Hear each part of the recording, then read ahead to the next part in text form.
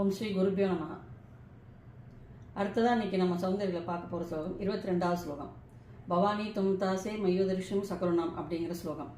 இந்த ஸ்லோகம் பாராயணம் பண்ணுறதுனால நமக்கு என்ன பலன்னு பார்க்கலாம். முதல்ல பவானின்னு சொல்கிற வார்த்தைக்கு அவ்வளோ மகிமை உண்டு. தொடர்ந்து 45 நாள் இந்த ஸ்லோகத்தை கோவில்லையோ அல்லது நதிக்கரையிலையோ உட்காந்து பாராயணம் பண்ணி சித்ரான்னம் சொல்லக்கூடிய தேங்காய் சாதம், எலுமிச்சை சாதம், புளி சாதம் போன்ற நைவேத்தியம் பண்ணிட்டு அதை அவள் பிரசாதமாக எடுத்துக்கணும். இப்படி பண்ணிட்டு வந்தால் மிக சிறந்த பதவிகளான அரச பதவி, மந்திரி பதவி, ராஜ பதவின்னு சொல்லக்கூடிய உயர் பதவிகள் நிச்சயமாக கிடைக்கும். அடுத்ததாக இந்த குழந்தைகள் பெரிய எக்ஸாம் எழுதக்கூடிய குழந்தைகள், போர்டு எக்ஸாம், நீட்டு, ஐஏஎஸ், ஐபிஎஸ் போன்ற பரீட்சையெல்லாம் எழுதக்கூடிய குழந்தைகள்லாம் இந்த ஸ்லோகத்தை பாராயணம் பண்ணும்போது சிறந்த முறையில் அவளுக்கு பரீட்சையில் வெற்றி பெறுவாங்கிறது நிச்சயம். வாழும் காலம் வரை, இந்த பூமியில் வாழும் காலம் வரை அனைத்து நற்பலன்களும் நமக்கு சித்திக்கும் அப்படிங்கிறத சொல்லக்கூடிய ஸ்லோகம் தான் இந்த 22வது ஸ்லோகம்.